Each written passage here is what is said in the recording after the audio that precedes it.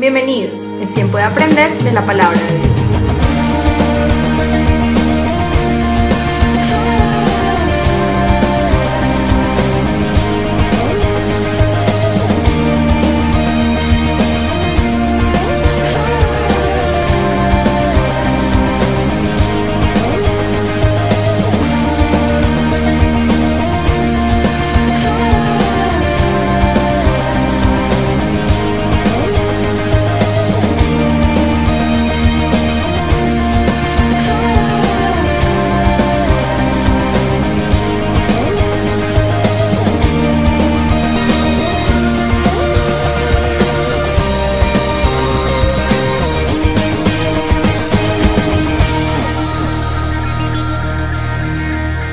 Muy bien, vamos a ir a la palabra. Esta semana nada más se estaba celebrando en Inglaterra, en todo el Reino Unido, un festival en conmemoración de gratitud por la vida y por la obra de John Bunyan. Bueno, tal vez usted no sepa quién es John Bunyan, pero John Bunyan fue o es el autor del segundo libro más vendido en toda la historia después de la Biblia. Este libro, que es el segundo libro más vendido en la historia después de la Biblia, fue escrito en el siglo XVII, como le dije, por John Bunyan, en la localidad de Bedford, en Inglaterra. Y este libro se llama El avance o el progreso del peregrino. Es un libro que por medio de analogías habla de la vida que usted y yo tenemos como cristianos y nos llama a nosotros mismos peregrinos. Este libro, El avance del peregrino, se trata de un personaje llamado Cristiano. Cristiano sale de su ciudad natal, que es la ciudad que se llama Destrucción, y emprende un camino atravesando por el pantano de la desesperación, atacado por Apolión, el rey de los demonios y otros más, hasta llegar hasta la ciudad celestial. Allí tiene que entrar al reino del Rey de Reyes y Señor de Señores. En el libro El progreso del peregrino, John Bunyan expone claramente lo que es la vida cristiana. Salimos de un lugar para llegar a otro. Salimos de nuestra vida sin Dios hacia una eternidad con Dios. Sin embargo, esa senda que emprendemos, esa ruta que emprendemos, tiene que o significa que nosotros somos transformados en el camino. Una buena pregunta para entender cuál es la ruta, o un buen texto para entender cuál es la ruta que nos lleva desde nuestra vida sin Dios a una eternidad con Dios, nos la ofrece el apóstol Pablo en Gálatas capítulo 4 versículo 19. Y quiero pedirle que lea este verso conmigo, Gálatas 4:19, y vamos a orar juntos pidiéndole al Señor que su palabra nos ministre a todos. Dice: queridos hijos, por quienes vuelvo a sufrir dolores de parto hasta que Cristo sea formado en ustedes. Quiero que me acompañen. ¿Lo podemos leer juntos, sí o no? Sí, quiero que lo lea con voz alta. Ahí está en la pantalla. Léalo conmigo, por favor. Dice: queridos hijos, por quienes vuelvo a sufrir dolores de parto hasta que Cristo sea formado en ustedes. Señor, te damos gracias por tu palabra. Nos exponemos a ella en esta mañana para pedirte que sea ella, tu palabra, cambiándonos, transformando nuestro corazón, transformando nuestra vida. Señor, reconocemos que tu palabra es suficiente para nosotros. Y te pedimos, Señor, que nos hables a cada uno en particular y a todos también como tu iglesia. Que haya una palabra de dirección, Señor. Que tu palabra sea expuesta correctamente en esta mañana y sea usada de la forma correcta. Nos ponemos en tus manos en el nombre de Cristo Jesús. Amén. Mis queridos, una iglesia puede crecer en número sin avanzar. Una iglesia puede crecer en número sin avanzar. Porque una iglesia avanza en la medida en que cada uno de sus miembros avanza. Usted y yo tenemos que entender que como peregrinos tenemos que avanzar en el camino que Dios nos ha puesto. Usted y yo tenemos que caminar y tenemos que entender que necesitamos avanzar cada día en nuestra vida cristiana. El día que usted y yo pensamos que ya nos volvimos cristianos y ya no tenemos nada más que hacer, el día que usted y yo pensamos que por venir a una iglesia ya no necesitamos ser transformados en nada ni cambiados en nada, ese día usted y yo comenzamos a tener problemas. ¿Sabes cómo sé yo? ¿O sabes cómo nos damos cuenta que necesitamos ser cambiados? Pregúntale a tu esposa nada más si hay algo que tengas que cambiar. Ella te va a dar una muy buena respuesta. Pregúntale a tu esposo, pregúntale a la gente que vive contigo. Y usted y yo tenemos que ir avanzando paso a paso. La ruta es que Cristo sea formado en nosotros. Pablo le dice a los Gálatas: queridos hijos, por quienes vuelvo a sufrir dolores de parto. ¿Cuántas madres hay en este lugar? Quiero ver madres. Levanten la mano las madres, por favor. Y dejen la mano arriba aquellas madres que tuvieron sus hijos por parto natural. Un buen número. Ustedes entienden de qué estoy hablando. Imagínate que tu hijo nace, ¿cierto? Y que después de 2 meses o 1 año, el niño comienza a mostrar algún tipo de complicación. Entonces el médico te dice: no, señora, pues vamos a abrirle el vientre, vamos a volver a introducir al niño para que usted lo vuelva a parir. Doloroso, ¿cierto? Imagínate que el niño de 15 años tenga que volver a ser insertado en el vientre de su madre. Bueno, Pablo le está diciendo a los Gálatas: queridos hijos, por quienes vuelvo a sufrir dolores de parto. O sea, a Pablo le estaba doliendo lo que los Gálatas estaban haciendo. Y les dice: y vuelvo a sufrir dolores de parto hasta que, diga hasta que. No lo escuché, diga hasta que. Hasta que Cristo sea formado en ustedes. Mis queridos, la meta, la misión nuestra es ser y hacer discípulos. Yo sé que han venido hablando durante las anteriores semanas acerca de características de un discípulo, cómo se comporta un discípulo. Pues mis queridos, un discípulo es aquella persona que ha hecho del evangelio el eje central de su vida. Un discípulo es aquel cuya vida ha sido transformada por Dios. Un discípulo es aquel en el cual Cristo se puede ver. Y por eso Pablo les dice a los Gálatas: ay, mis queridos, vuelvo a sufrir dolores de parto. ¿Por qué? Porque ustedes no están avanzando, no están siendo discípulos. Nuestra misión, no solo como iglesia, sino como individuos, es ser y hacer discípulos. ¿Sí me están siguiendo o no? Dígale a alguien que tenga al lado: ser y hacer discípulos. Vamos a ver esta mañana entonces, según Gálatas capítulo 4, 4 características breves adicionales a todas las que ya su pastor Juan le ha impartido. 4 características breves de lo que es ser un discípulo. ¿Me quiere acompañar, sí o no? Vamos a leer entonces Gálatas capítulo 4 desde el versículo 8 en adelante. Esa es la porción que vamos a estudiar. La primera característica que encontramos ahí en Gálatas capítulo 4 versículo 8 es la siguiente. Acompáñame a leer el verso, por favor. Dice: antes, cuando ustedes no conocían a Dios, eran esclavos de los que en realidad no son dioses. ¿Cómo comienza el versículo? ¿Cuál es la primera palabra? Dígale a la persona que tiene al lado: antes. Hermano, un discípulo es una persona que reconoce que tuvo un pasado. ¿Sí o no? Usted y yo, hermano, tuvimos un pasado.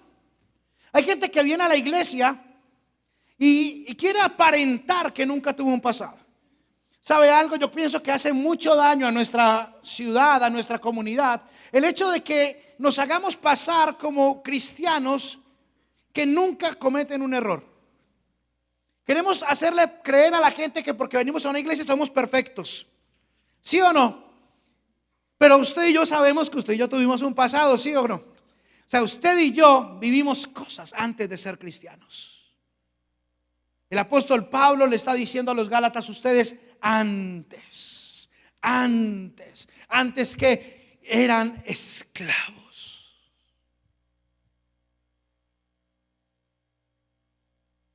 Bueno, alguien allá lo entendió.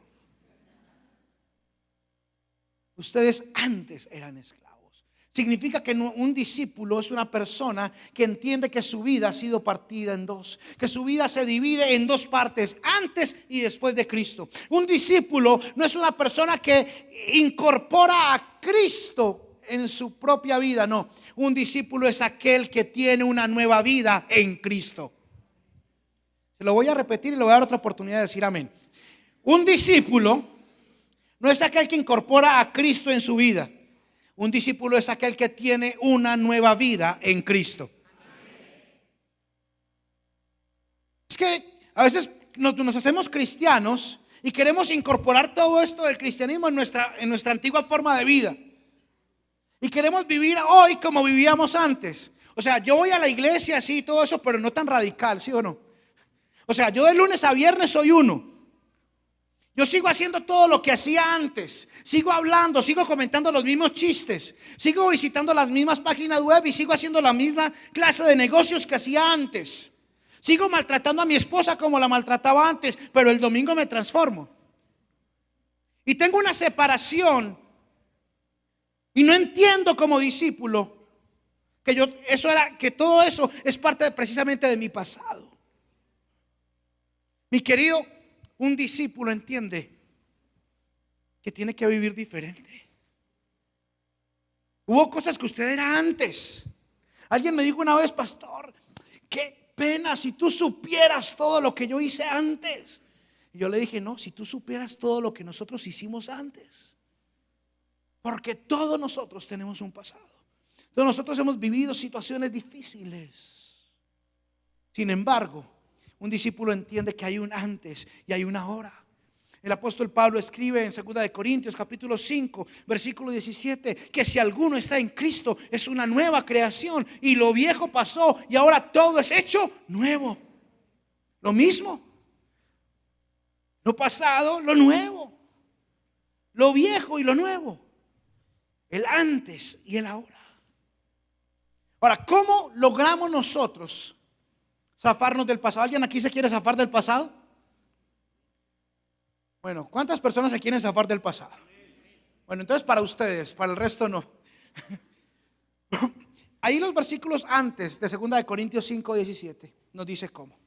En el versículo 14, 2 Corintios 5, 14, el apóstol Pablo dice lo siguiente: el amor de Cristo nos obliga porque estamos convencidos de que uno murió por todos y por consiguiente todos murieron. ¿Qué significa esto? Que cuando tú entiendes el amor de Cristo, entonces tu vida tiene una motivación diferente. Ahora, la motivación en tu vida cambia. El motivo, la razón por la cual vives, por la cual haces las cosas. ¿Por qué? Porque entiendes el evangelio. ¿Cuál evangelio? Que entiendes que Dios te amó. ¿A cuántos alguna vez aquí le dijeron ahí, Dios te ama? ¿Con cuántos usaron la frase Dios te ama para que conocieras de Dios? A ver, yo quiero las manos arriba. ¿Cierto? Muchos de nosotros.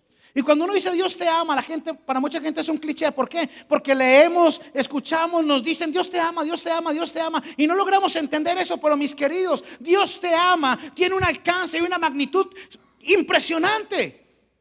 Porque el amor de Dios es infinito. Entonces cuando decimos Dios nos ama, estamos hablando de un amor que es completamente radical y es radicalmente diferente a lo que usted y yo conocemos por amor. Ahorita nosotros amamos a la gente según nos conviene o no nos conviene. Pero el amor de Dios es infinito y siempre está ahí. Y entendemos entonces Juan capítulo 3 versículo 16, porque de tal manera amó Dios al mundo que dio a su único hijo para que todo aquel que en él crea no se pierda, sino que tenga vida eterna. ¿Entendió lo que dije? Estoy hablando de perdición y vida eterna. Estoy hablando que usted y yo estábamos por perdernos. Estábamos por perdernos.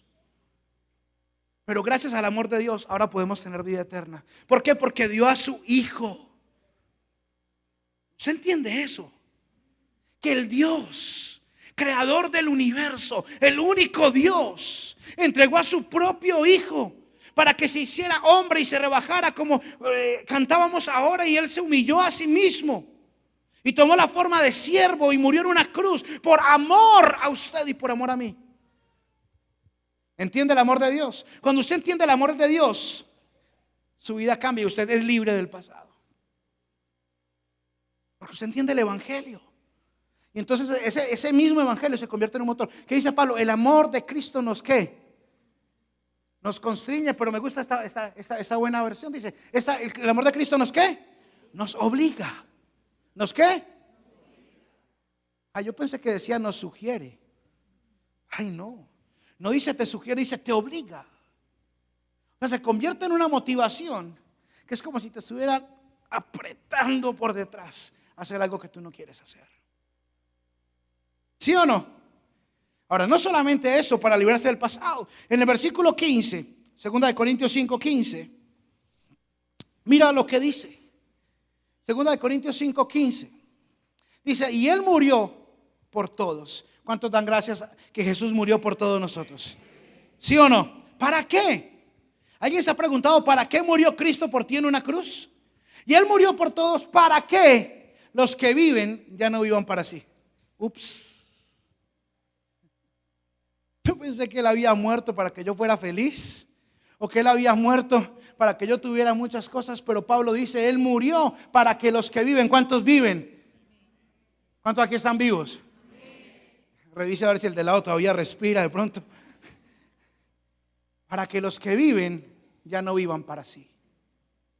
Ay, hermano, si usted quiere superar el pasado, usted no puede vivir para usted mismo. Usted no puede vivir para satisfacerse a usted mismo. ¿Por qué? Porque usted se vuelve esclavo. ¿De quién? De ídolos que no son dioses. Ídolo no es solamente un dios ajeno, no. Ídolo es todo aquello que le quita el primer lugar en su corazón. El ídolo de muchos son ellos mismos. ¿Por qué? Porque nuestra cultura ha hecho de nosotros mismos ídolos. Y hacemos lo que sea por satisfacer nuestro propio deseo, nuestra propia ego, por alcanzar nuestras propias metas. Pero dice que Jesús murió para que los que viven ya no vivan para sí, sino que para el que murió por ellos y fue resucitado. O sea que tenemos que vivir para ¿quién? ¿Quiere salir del pasado? Viva para Cristo, hermano. Viva para Cristo. Y el versículo 16 nos dice lo siguiente, 2 Corintios 5:16. Así que de ahora en adelante no consideramos a nadie según criterios meramente humanos. Aunque antes conocíamos a Cristo de esta manera, ya no lo conocemos así. ¿Qué significa? Cambia la perspectiva, cambia la forma de ver la vida.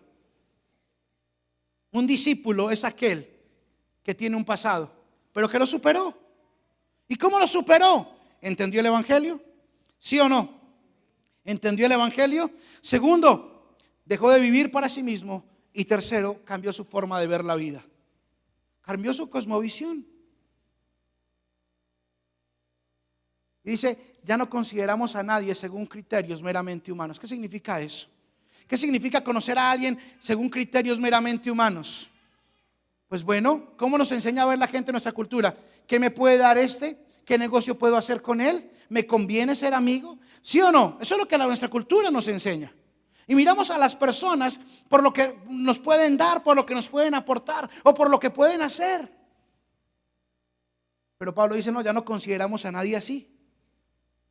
Ya cambió nuestro punto de vista. Es más, ni siquiera a Cristo mismo lo consideramos así. Cambió nuestra forma de ver la vida. Cambió nuestra forma de ver a Dios mismo. Y entonces pudimos superar el pasado. ¿Por qué? Porque un discípulo es aquel que sabe que tuvo un pasado, pero tiene un presente y tiene una ahora. Usted tuvo un pasado, pero usted tiene un presente en Cristo. Y tiene un futuro en Cristo.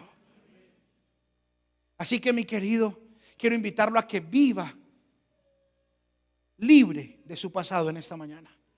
Quiero invitarlo a que ya deje de vivir para usted mismo y comience a vivir para Cristo, para que sea libre de su pasado. ¿Vamos bien, sí o no?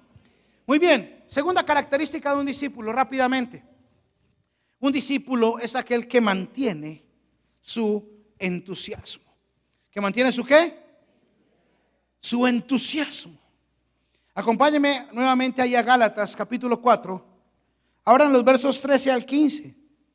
Y dice así: como bien saben, la primera vez que les prediqué el evangelio fue debido a una enfermedad. Y aunque esta fue una prueba para ustedes, no me trataron con desprecio ni desdén. Al contrario, me recibieron como a un ángel de Dios, como si se tratara de Cristo Jesús. Versículo 15, aquí está el reclamo. Pues bien, ¿qué pasó con todo ese entusiasmo? Me consta que de haberle sido posible, se habrían sacado los ojos y me los hubieran dado, o para dármelos. Mis queridos, el texto sugiere, y algunos estudiosos afirman, que después del encuentro con Cristo en el camino de Damasco, Pablo quedó con algún tipo de afección en sus ojos. Y cuando llegó a la ciudad de Galacia, iba con algún tipo de infección o enfermedad, tanto que él casi que ni podía ver. Y allí lo recibieron de esa forma y lo atendieron con mucha solicitud. Sin embargo, después de un tiempo, ese entusiasmo de los Gálatas fue bajando.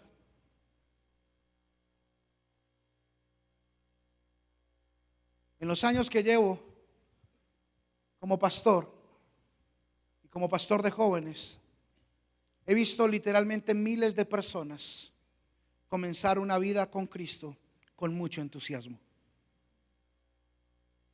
He visto miles de personas alabar a Cristo, adorar a Cristo, saltar, servir, evangelizar. Y usted les decía: vamos a oración a las 5 de la mañana. Y llegaban a orar, cientos de jóvenes a orar a las 5 de la mañana.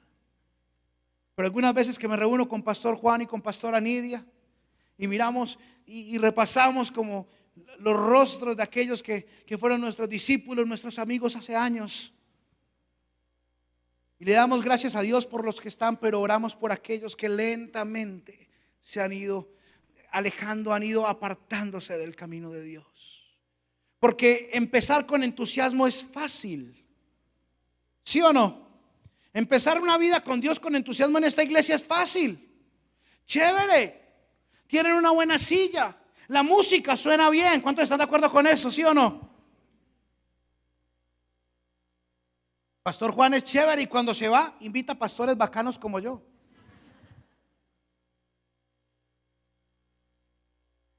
Y comenzar una vida cristiana con entusiasmo aquí es relativamente fácil. La cosa es mantenerlo. Porque, mis queridos, esto no es una cosa de días, esto no es una cosa de semanas, no es una cosa de años, esto es una cosa de toda la vida. Bienvenidos, es tiempo de aprender de la palabra de Dios.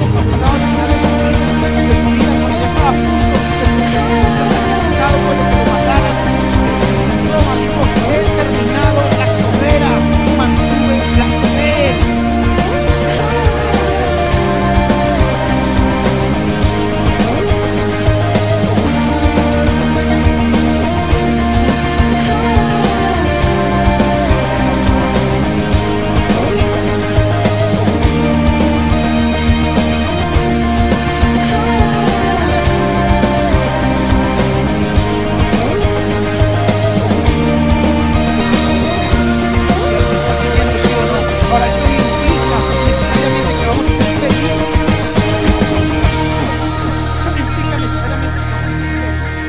Conocer el primer cristiano que me diga que todos sus días han sido felices desde que se convirtió a Cristo. No, atravesamos por situaciones dolorosas, por cosas que nos hieren, que nos duelen. ¿Sí o no? O sea, ¿estoy hablando con la iglesia correcta o no? Lloramos, nos duelen cosas. Nuestra cultura pone un énfasis muy grande en la felicidad. Y le dicen a la gente, o nuestra cultura dice, que tenemos derecho a ser felices y que tenemos que buscar nuestra felicidad, cueste lo que cueste. Y así no es la vida. Hay gente que se casa para ser feliz. Qué pecado, no. Los que están casados no se rieron porque tienen la mujer al lado. Pero hay gente que se casa para ser feliz, hermano. Y sí, somos felices en el matrimonio, pero ¿cuántos saben que en el matrimonio sufrimos? La Biblia dice que fieles son las heridas de aquel que ama. No hay nadie que te hiera más ni más profundo que tu cónyuge. Y entonces la gente que se casa para ser feliz, llega un día a decirle: Pastor Sebas, me quiero divorciar. ¿Y por qué? Es que ya no soy feliz.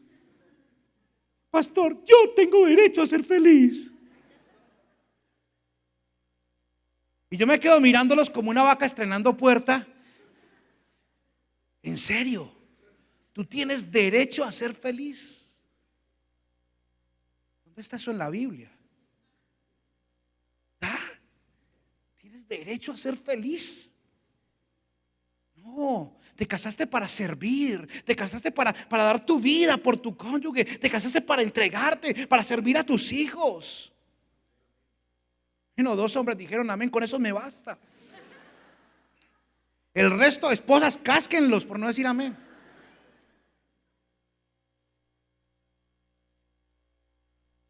No. Todo para ser felices. Los papás, ¿dónde están los papás? Creemos que nuestra función en la vida es hacer felices a nuestros hijos. Mi función en la vida es hacerlo feliz, mijito. Te lo estás tirando. Te lo estás tirando, papá. Usted no está para hacer feliz a su hijo. Usted está para criarlo, para enseñarle a amar y a servir a Dios. Y muchas veces su hijo va a ser infeliz con usted. Cuando su hijo diga: estoy aburrido de que tú seas mi papá, mi hijo, usted la está haciendo bien. Claro, claro.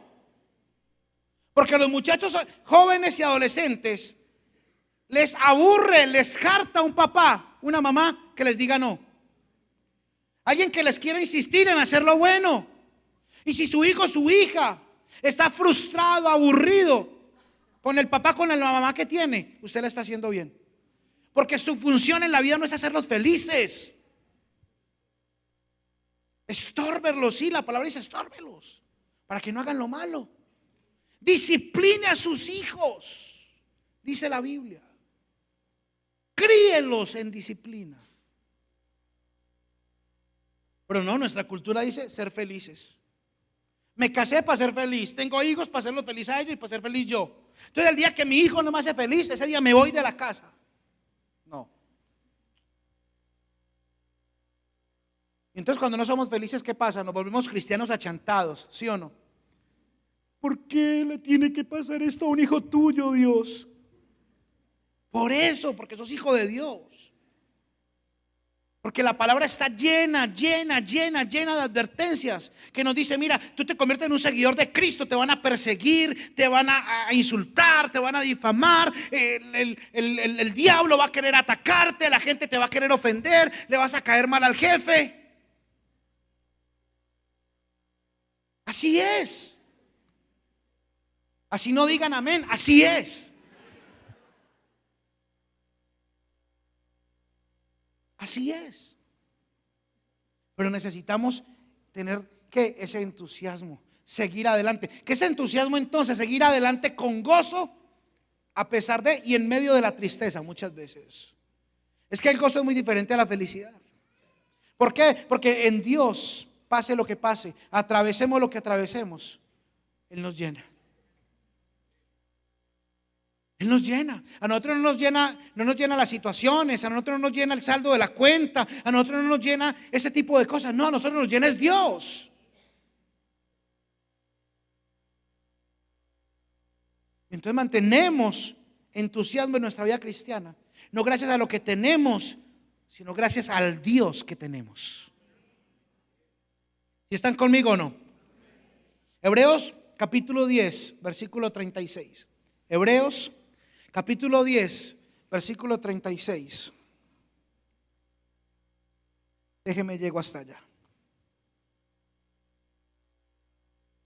Dice lo siguiente: ustedes necesitan perseverar. ¿Qué necesita usted? Usted no necesita ser feliz. Usted necesita perseverar. Diga: yo necesito perseverar. Usted no necesita un carro nuevo. Usted no necesita ser feliz. Usted no necesita que la situación cambie. ¿Usted qué necesita? perseverar. Ustedes necesitan perseverar para que después de haber cumplido la voluntad de Dios reciban lo que Él ha prometido. Uy, pastor, por lo menos habla de promesas al final del versículo. El contexto de esa promesa es la salvación. ¿Cuál es el contexto de esa promesa?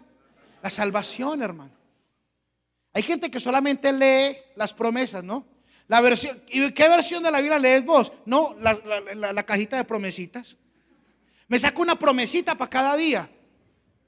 Eso es lo que leen de la palabra. Mi esposa, cuando se convirtió en Bogotá, conoció una señora que cuando el pastor citaba un pasaje como estos que a uno no le gustan mucho, arrancaba la hoja de la Biblia. Entonces el pastor estaba predicando y se oía. Era doña Sara que arrancaba la hoja.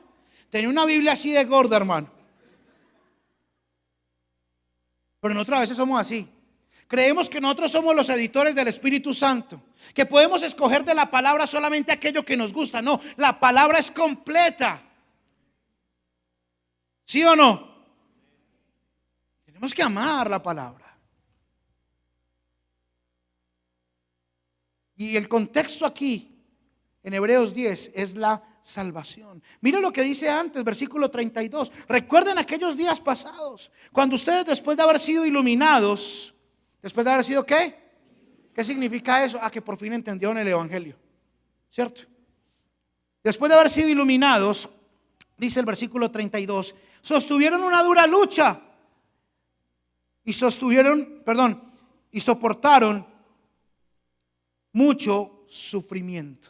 ¿A quién le gusta ese pasaje? Hermano, si uno predicara eso, la gente no se convertía en la iglesia. Pero menos mal, ya están todos acá, no se pueden volar. Cierren las puertas.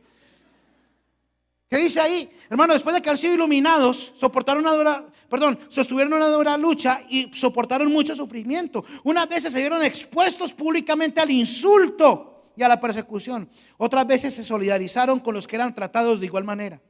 También se compadecieron de los encarcelados. Cuando ustedes les confiscaron los bienes, lo aceptaron con alegría, conscientes de que tenían un patrimonio mejor y más permanente.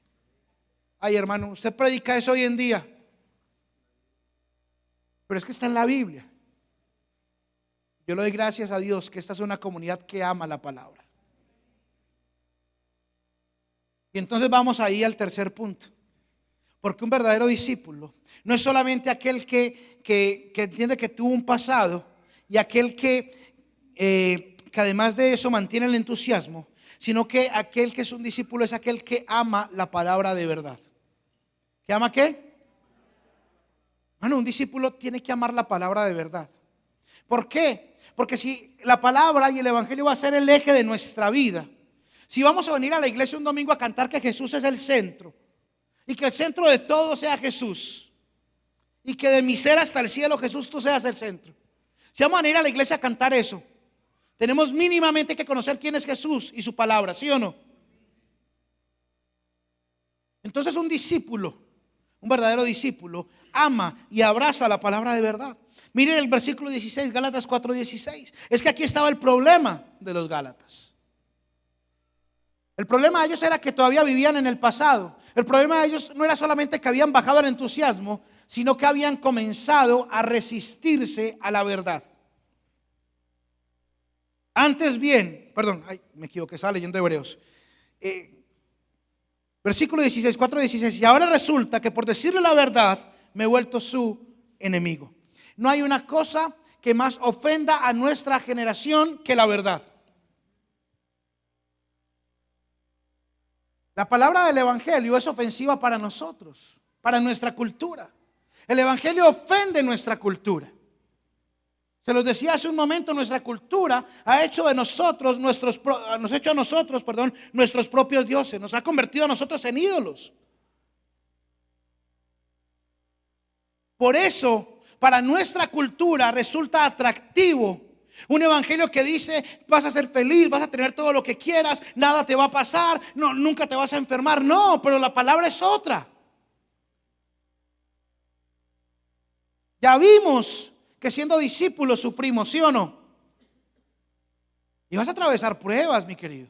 Va a llegar el día en que te va a llegar una prueba. Va a llegar el día en que vas a estar triste. Ese día vas a necesitar a Cristo. Pero ¿qué vas a necesitar? Abrazar y entender y amar la palabra de verdad.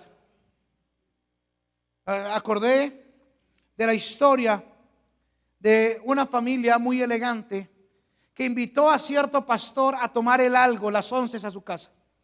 Y entonces la señora, así toda elegante, sacó la vajilla y sacó los cubiertos de plata. Y entonces le sirvió al pastor pues las onces y todo, y sacó una cuchara de plata para el café del pastor, que era costosísima, valía un montón de millones de pesos. Y entonces resulta que después de que el pastor se fue, nunca más volvieron a encontrar en esa casa la cuchara de plata.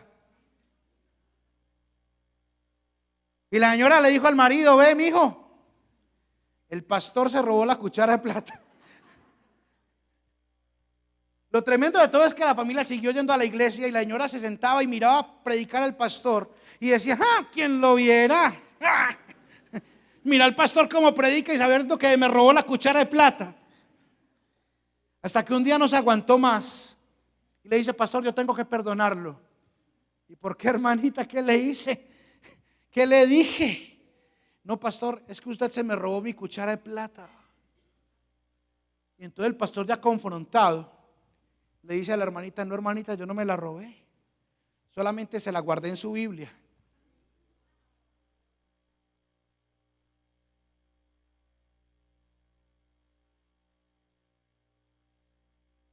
Esperemos, porque hay unos que todavía lo están entendiendo.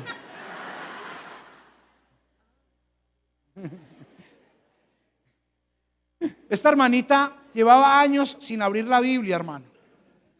Por eso no había encontrado su cuchara, ya lo expliqué. Ahorita la salida va a ver uno que va a salir riéndose. Ah, ya lo entendí.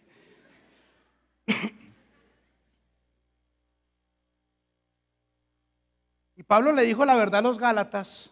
Y entonces resulta que por decirle la verdad ya era su enemigo. No. Tenemos que una comunidad, una iglesia que ama la palabra, que abraza la palabra de Dios. Tenemos que darle gracias a Dios. Y sabe que yo le doy gracias a Dios que en esta iglesia Dios ha levantado no solamente a los pastores Juan y Nidia, sino un grupo de líderes que aman la palabra, que exponen la palabra de verdad. ¿Cuánto le dan gracias a Dios por la vida de su pastor Juan, sí o no? Un tremendo expositor de la palabra de Dios, hermano. Y ha levantado líderes que aman la palabra, que quieren utilizar bien la palabra de Dios. Pero no solamente conocer la palabra, sino que hay que practicarla. Porque es que hay gente que dice: uy, pastor, Juan capítulo 8 versículo 32, y conoceréis la verdad y la verdad los hará libres. Yo conozco mucha gente que conoce la verdad y que no es libre. ¿A lo bien? Yo conozco mucha gente que va a las iglesias, escucha una muy buena predicación y no es libre. Porque la verdad te hace libre cuando tú la conoces, pero esa palabra conocer implica poner en práctica.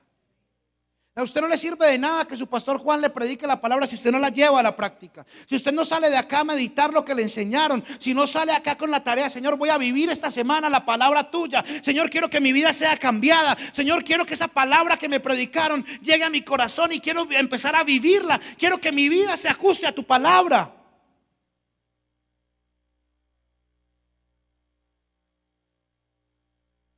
¿Sí o no? Hay que practicarla, hermano. Ese es el tema de primera, segunda y tercera de Juan. Poner en práctica la verdad. En primera y segunda de Juan, Juan dice: estoy muy contento porque me han dicho que ustedes practican la verdad. Y en tercera de Juan, que se le escribe a un amigo de él que se llamaba Gallo, le dice: mi querido amigo Gallo, estoy muy contento porque vienen a decirme que tú pones en práctica la palabra de verdad. La palabra es para vivirla, hermano. ¿Sí o no? La palabra es para vivirla. Pero usted viene aquí a que le prediquen bien bacano. Se ríe con el chiste, todo el asunto. Pero no la practica. Hay llave. Usted no está siendo un discípulo. Porque un verdadero discípulo ama, acepta la palabra de verdad y entonces cambia. ¿Sí me está siguiendo? Necesita la verdad, necesita vivirla. Y por último, un discípulo refleja a Cristo. Vamos a recapitular un poquito. ¿Cuál fue la primera característica que le enseñé hoy? Tiene un pasado, pero tiene también un presente y un futuro con Cristo. Segundo, mantiene el ¿qué?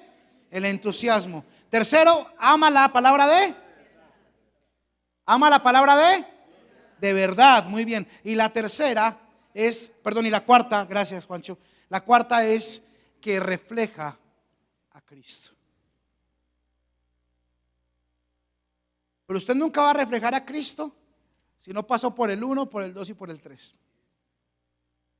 O sea, si usted no ha superado su pasado, usted no refleja a Cristo.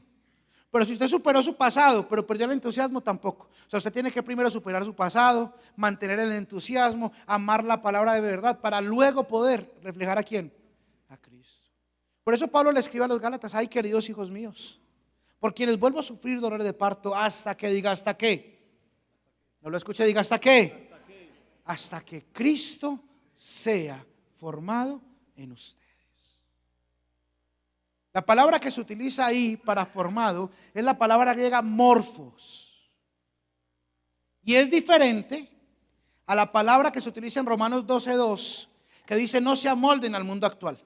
La palabra que se utiliza ya para amolden en Romanos 12:2 es la palabra griega esquema. Entonces Pablo le está diciendo: no adopte los esquemas de este mundo. ¿A quién? A un cristiano. Pero también le dice a los Gálatas, que también son cristianos, le está diciendo que Cristo sea formado en ustedes. ¿Cuál es la diferencia práctica, Pastor Sebastián? Muy sencillo. Que a veces nosotros queremos venir y tomar los esquemas de Cristo. O sea, pensamos que porque tenemos una Biblia decimos amén, que porque no rumbeamos, que porque ya no madreamos a nadie, entonces ya somos cristianos, ¿sí o no? O sea, ya tengo la forma. O sea, ya cogí el esquema de un cristiano. Pero Pablo dice: no es que tomes el esquema, es que Cristo sea formado en ti. ¿Sí o no?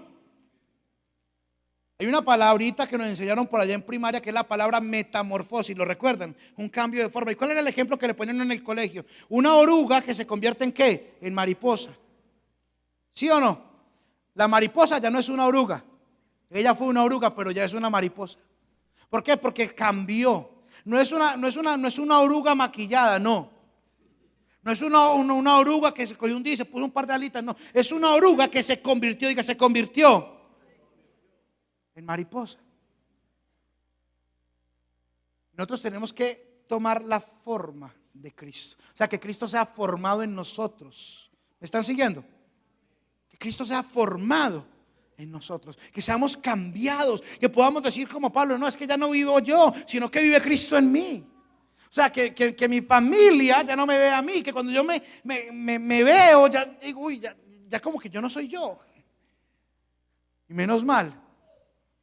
Yo a veces cuando tengo problemas en mi casa, con mi esposa, ¿cuántos saben que los pastores tienen problemas en su casa a veces? ¿Sí o no? ¿Sí o no? Bueno, a veces cuando tengo problemas o cuando estoy muy enojado con mis hijos, o estoy en medio de una situación, o estoy angustiado porque está llegando el 30 pues y veo que no va a alcanzar, o tengo algún compromiso o algo, o hay una situación en la iglesia que me saca. A veces en medio de todo eso hago una pausa y digo: aquí todavía hay mucho de Sebastián. Mi esposa necesita más de Cristo y menos de mí. Mis hijos necesitan más de Cristo y menos de mí. La iglesia necesita más de Cristo que de Sebastián, ¿sí o no? Menos mal.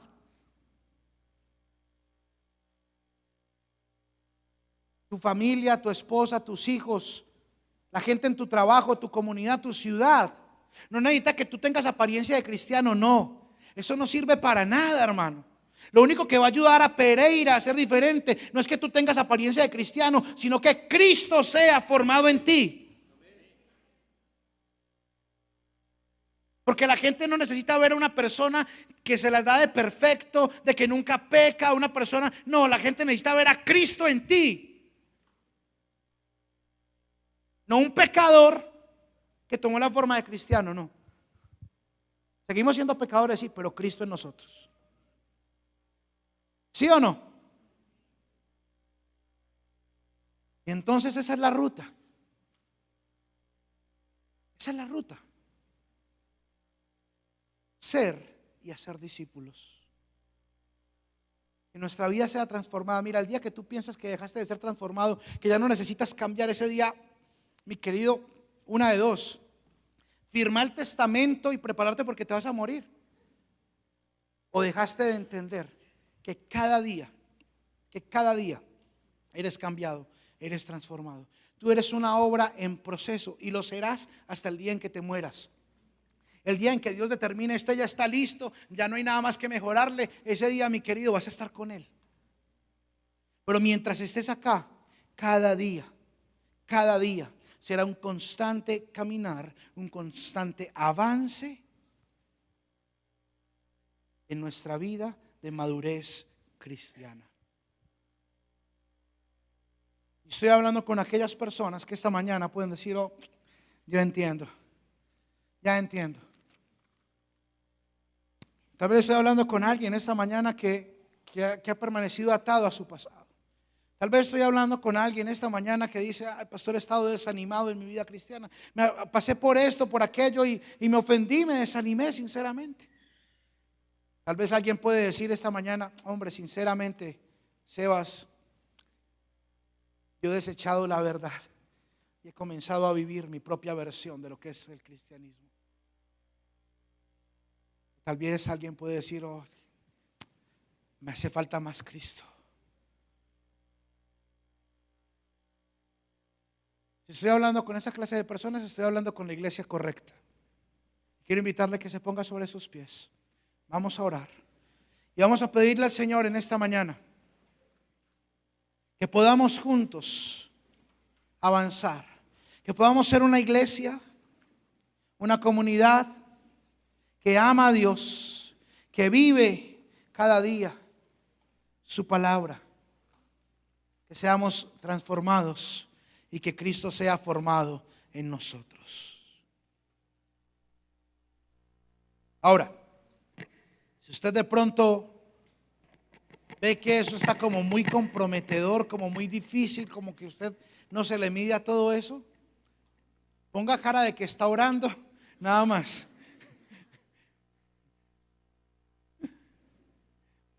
Pero si usted está de acuerdo conmigo y quiere orar conmigo, hágalo con todo corazón. ¿Está bien? ¿Alguien va a orar conmigo esta mañana? Muy bien, Señor, te damos gracias por tu palabra. Gracias, Señor, que tu palabra nos reta, Señor. Que tu palabra, Señor, trae un reto a nuestra vida, un reto a nuestra cultura, un reto a nuestra comodidad, Señor. Gracias, Señor, que tu palabra, Señor, también nos alienta, nos anima. Hoy, Señor, queremos recordar aquel gran amor que tú has tenido por nosotros.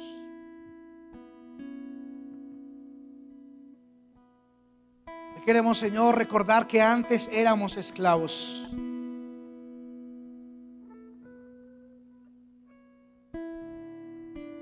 Cuando el Señor en el pasado instituyó algunas prácticas para el pueblo de Israel, les dijo: un día a sus hijos les van a preguntar por qué ustedes hacen o hacen esto o aquello. Y le dijo el Señor al pueblo de Israel: ustedes le van a responder a sus hijos lo siguiente: hijos, un día nosotros fuimos esclavos en Egipto, pero Dios nos salvó.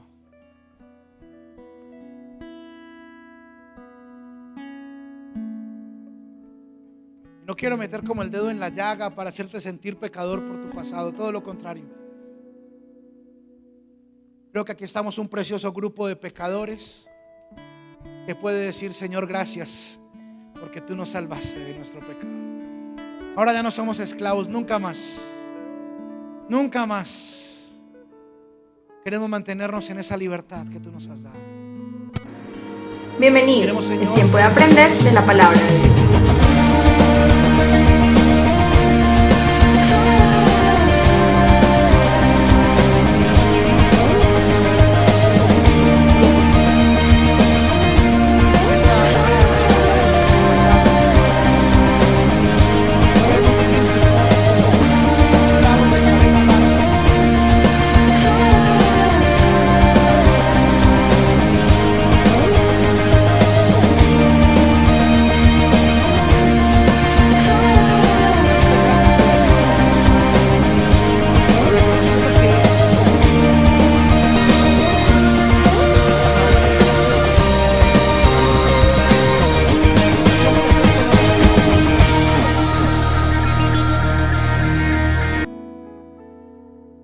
decidimos vivir para ti.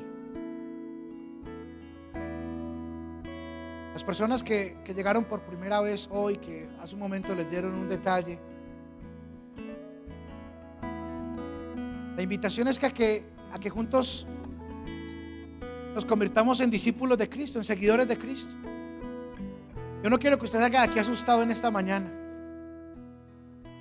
pero sí quiero que salga usted convencido de que hay aquí una gran familia de la fe que está dispuesta a caminar con usted, hombro a hombro, a apoyarlo.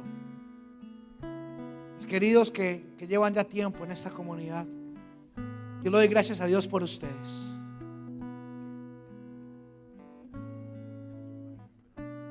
Gracias porque le doy gracias a Dios porque yo sé y tengo la certeza que esta es una iglesia, no solamente una iglesia bonita, sino una iglesia que ama a Dios, una iglesia que ama su palabra. Le doy gracias a Dios por sus vidas. Yo te pido, Señor, que esta iglesia, Señor, siga avanzando cada vez más. Que levante, Señor, hombres y mujeres, Señor, llenos de ti, de tu amor, de tu presencia, de tu palabra, Dios. Que cada uno de nosotros sea transformado.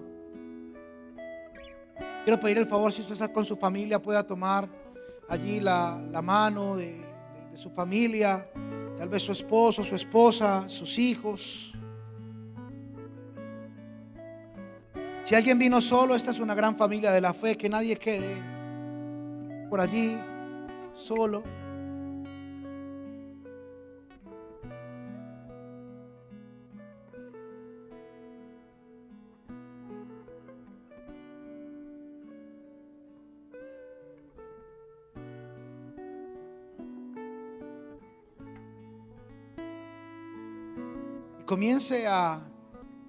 Quiero invitar a los esposos, a los hombres que tomen un momento para orar por su esposa. Si de pronto tu esposa o tus hijos no están acá, ora por ellos. Los hombres oren por sus esposas en este momento.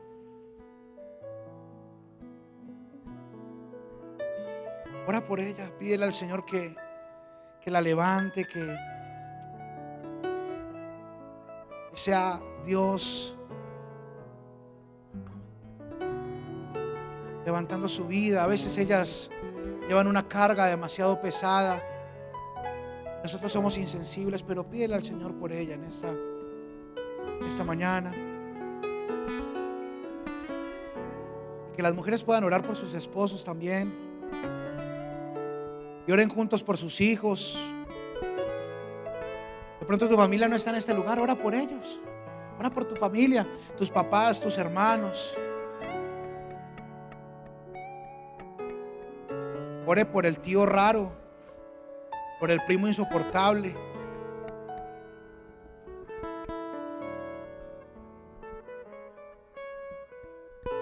Señor, que nuestras casas, Señor, estén llenas de ti, Señor. Que podamos levantar a nuestros hijos, Señor, amándote, Señor, anhelando servirte a ti.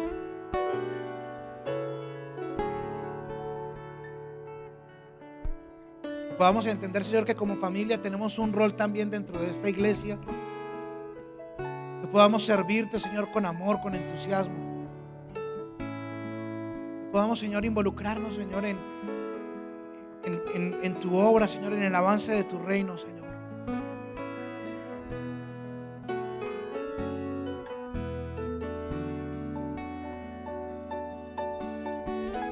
Cámbianos, Señor. Renuévanos. Que tú seas realmente el centro, Señor, de nuestra vida. Que no haya otro centro, Señor, en nuestra vida, sino solamente tú. En el nombre de Cristo Jesús. Si estás de acuerdo conmigo, dale un aplauso al Señor. Te amamos. Te amamos, Señor.